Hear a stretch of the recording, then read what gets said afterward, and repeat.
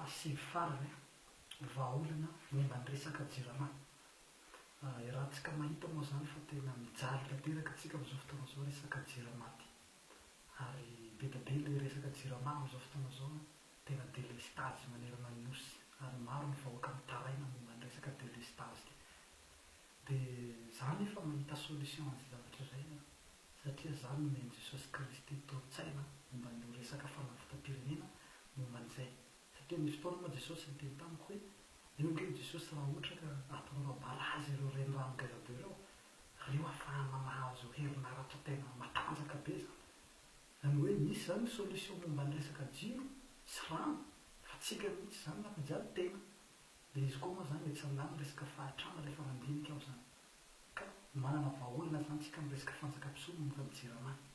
Ka rehefa miorina eto Madagasikara zany io fanjakam-pisoa io dia ho lasa hanakarena fara-tampony tsika. Dia ampirisy n'izay zany jirama tsy ho tapaka intsony fa atao jirama tokana zany, izany hoe manerana ny nosy zany.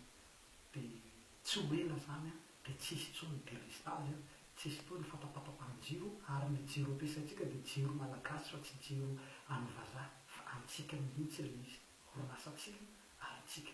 Ary rehefa mijoro eto fanjakam-pisoana io zany dia ho avotra tsika, lasa première puissance mondiale tsika, hanakarena fara-tampony maneran-tany tsika, ary lasa tany paradiso. Amiko aloha zany tena resy lanitra amin'ity fanjakana hoentin'i Jesosy ity.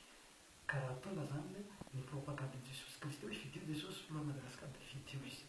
Ary manentana anao koa hifidy an'i Jesosy fa tena vahaolana lehibe ity fanjakan'i Jesosy ity.